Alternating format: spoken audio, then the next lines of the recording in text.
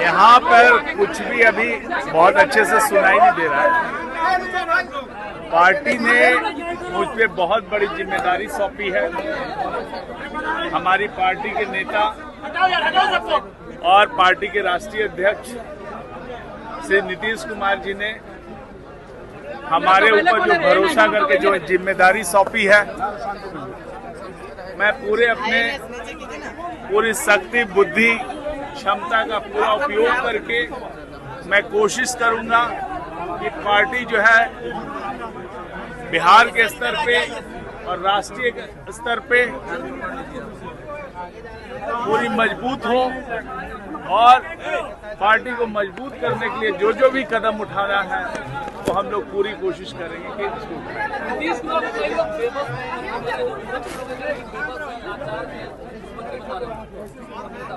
देखिए, बोलने वाले क्या क्या बोलते रहे हैं। ये लोकसभा का चुनाव, इसका नतीजा जब आया, जो नतीजा आया उसने स्पष्ट कर दी स्थिति कि कौन लाचार है, जनता किसके साथ है। जनता ने स्पष्ट कर दिया कि बिहार की जनता सुशासन के साथ है, माननीय मुख्यमंत्री जी के साथ है। 2025 का चुनाव जदयू पूरी मजबूती के साथ लड़ेगा, एनडीए पूरी मजबूती के साथ लड़ेगा और मुझे यकीन है कि पूरा स्वीप आउट करेगा।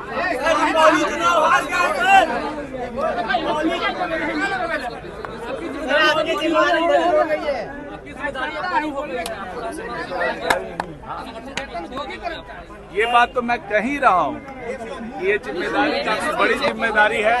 इससे हमने जो हमारे कार्यकारी राष्ट्रीय अध्यक्ष थे, उन्होंने भी उस वक्त कहा कि अब इनकी जिम्मेदारी है कि राष्ट्रीय स्तर पे और बिहार के स्तर पे जहाँ भी पार्टी को मजबूत करने का काम है, उसको जोर से मजबूत करने का काम हम लोग करेंगे। रुपौली में हार हुई है सर, रुपौली में जो हार हुई है सर, रुपौली में निर्दलीय कैंडिडेट वहां से जीत। देखिए, चुनाव में हार जीत होते रहती है।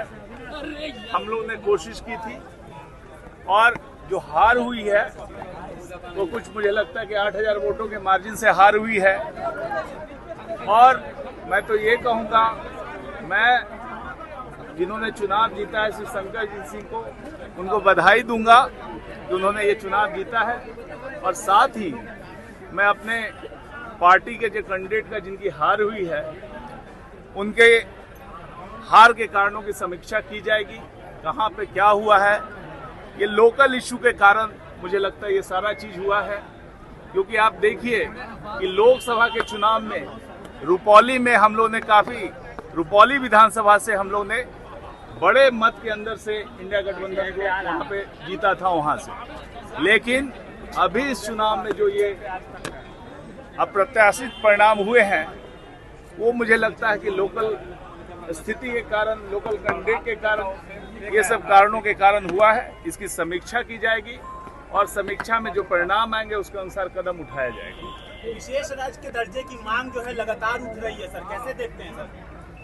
ये विशेष राज्य का दर्जे की मांग जो है, ये बिहार की मांग है, ये बिहार के लोगों की मांग है। बिहार के लोग चाहते हैं कि उनको मिले ये, क्योंकि बिहार के साथ जो अन्याय हुआ हिस्टोरिकली, बिहार के लोगों के साथ जो बिहार के लिए जो फ्रेट इक्वलाइजेशन की पॉलिसी कंट्री में लागू की गई थी, जिसमें सस्ता माल जो है पूरे देश में अवेलेबल कराया गया था, तो बिहार को जो लाभ मिलना चाहिए इंडस्ट्री के लगने में, वो लाभ इस बिहार को नहीं मिला और इसके कारण बिहार औद्योगिक दृष्टि से पिछड़ गया। तो इस कारण से जो हुआ, हमें उसकी भरपाई तो होनी चाहिए।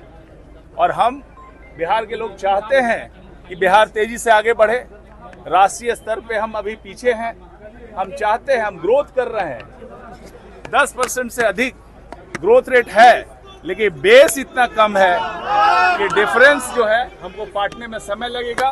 लेकिन यदि भी विशेष राज्य का दर्जा मिलता है तो हम तेजी से ग्रो करके हम आगे बढ़ेंगे और बिहार और राष्ट्र के साथ कदम मिला करके आगे बढ़ेगा।